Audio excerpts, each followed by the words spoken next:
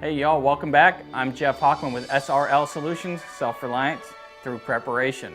I have two friends, Chad Hoover with Kayak Bass and TV and Zeke Stout with SDI School of Firearms Technology. Together they have a radio show called Outside In on Super Talk 997 WTN on Saturday mornings at 5 a.m. I'm going to be bringing you on a regular basis behind the scenes footage of this show. Today's guest is country recording artist and avid outdoorsman, Easton Corbin.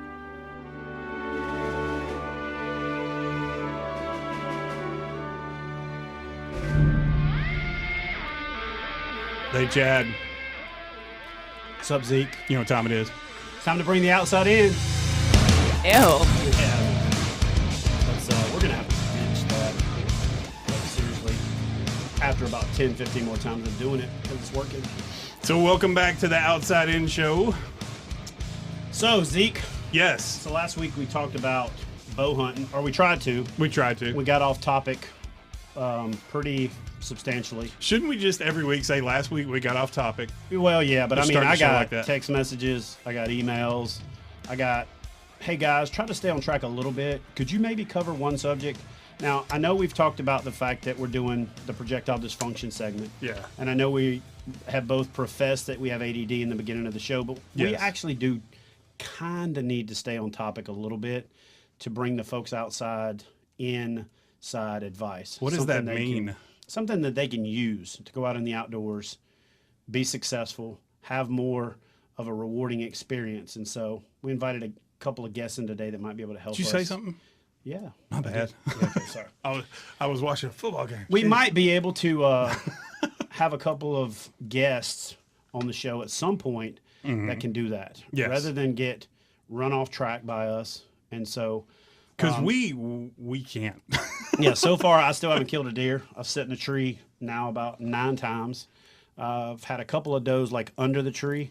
I haven't seen a buck in the woods since I started. Not like you, like it where you haven't seen 20 one your years whole and life. yeah. But I mean, I haven't seen one this season. And what sucks is they're always, as I'm leaving the tree stand, they're in every field I pass, and they're all like flipping me off, going, hey, what's up, man? You didn't get me again. Yeah, what's funny is I haven't seen a deer, haven't got a shot, haven't killed one.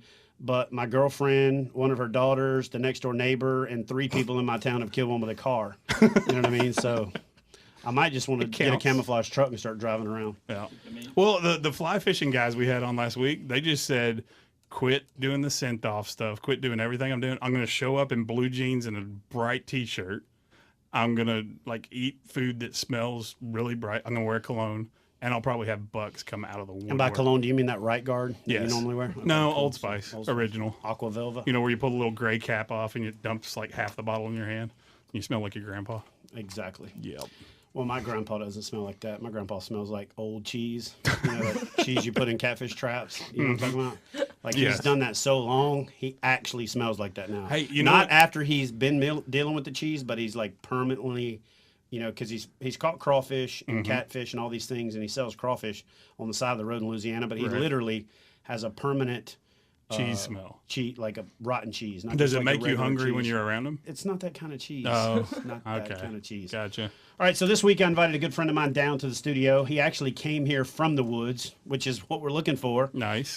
With Outside Insiders. And Now, so- he's a rap artist, right? rap artist. That's what I thought. Okay. He raps about country. Oh, okay. And so Gotcha. if you've watched my show, if you've followed his Instagram page or Facebook or any of that, you've seen him rocking the hat. So he's not just fronting. You know, there's a few guys in this industry that like to do, and by this industry, I mean the country music industry, Mm-hmm. that like to pose with animals other people have killed or hold fish, that other Does people that have, happen? hold fish that other people have caught. Now, do they Yeah. hold him real far out, Yeah, but then yeah. the picture angle makes him look You like know, 20? do those kind of things, or pay somebody to catch it for them so that they can get some street cred. But this guy does it. He's actually still wearing camouflage. Showed up from the woods, and Is that Cryptech? that's That's This is multicam. not Sitka. Sitka. It's That's like a crazy multicam looking thing. yeah. But that's Mr. Easton Corbin. What's up, guys? How's it going, man? I'm good. Nice to meet You you. know, maybe I ought to try some of that stuff because I haven't done jack. Yeah. I'm So telling you. how'd the hunt out west to go? You know, it was good. Had a great time. But I got to tell you, I passed the first day. I passed on a bull, and I should have shot at. See, Because that- here's the thing. that rule. That is the last. You know the rule. That I know what you're fixing to say. The rule? You want to say it? No, I want you to say it because I can't remember exactly. So the but rule I know. is, don't pass one up on the first day that you That you shoot would on the take. last day. That's it. So Yeah. you broke that rule is what you're saying? I broke that rule, and I'm telling you right now, the rest of the time, I didn't even have a chance to draw my bow back on anything. Now, what we did, I had a special tag that I think Utah is one of the only states that has a bow tag that you can still rifle hunt on. Yeah. And so I only had 3 days because of my schedule. And so the last day, I was like, forget it. I'm taking the rifle out. And man, I got up on a bull about 150 yards away, took the shot, hit him, and couldn't find any blood, couldn't find him. So, dude, it was just. And of course, here's the deal. You know my uncle, right? My Uncle Rick. Okay, so he went with me.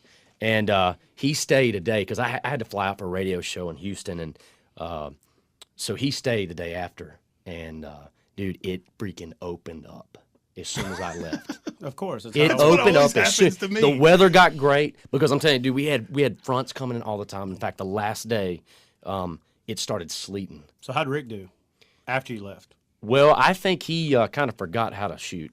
I'm just sorry, buddy, if you're listening. Yeah, but speaking no, dude, I thought I was going to have to talk him off the ledge, man, because he had 2 shots at 2 different bulls at less than 20 yards.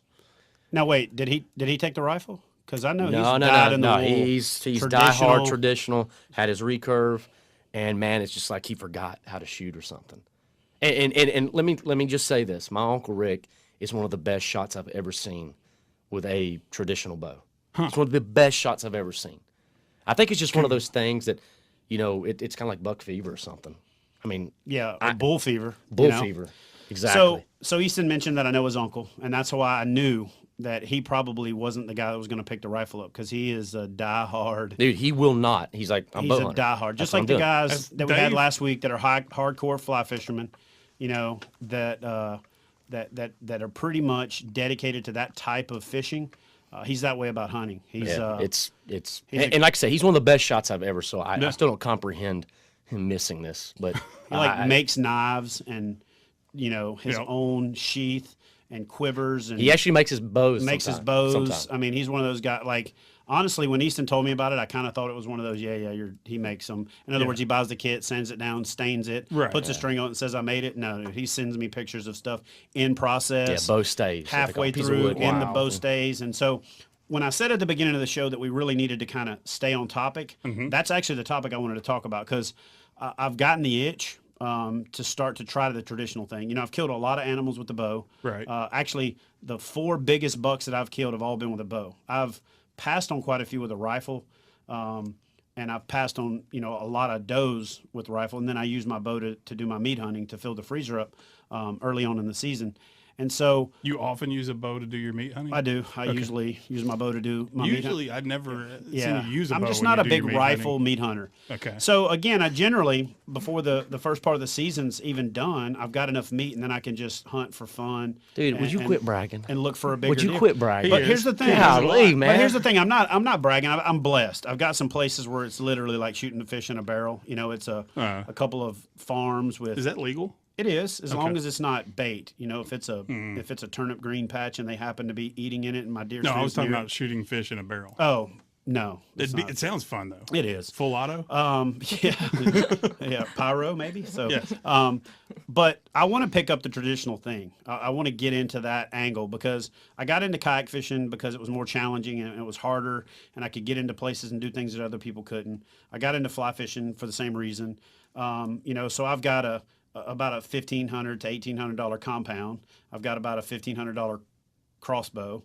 I've got a couple of black guns, like we have in common, and some stuff that we can, drive tacks at 1,000 yards and things like that. But really, for me, the most intimate, like the basic foundation of hunting, when you see the drawings on the cave walls and the things that like started it, bow and it's arrow. stick and bow, man. Dude, that's about as tough as it gets, man. And I'm telling you. Instinctive shooting. It's about as tough as it gets. So how long have you been doing that? Dude, my uncle got me into it, so I've probably been shooting since, I was probably 6 years old or something, 6 or 7, and traditional stuff that is. Where are In you fact, from originally? North Florida. North Florida. Gotcha. I specify North Florida because it's kind of Panhandle area. no, around Gainesville. Okay. Around Gainesville.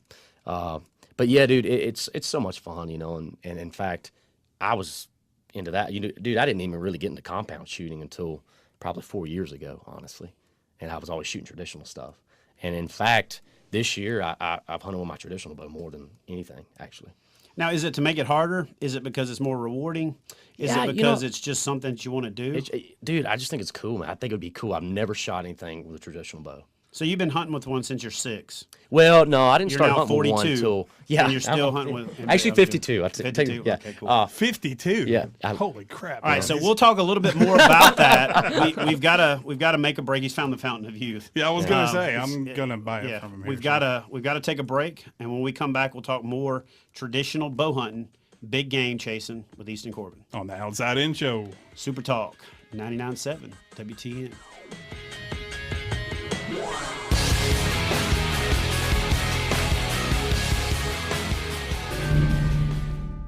Thanks for watching this episode. I hope it was instructional.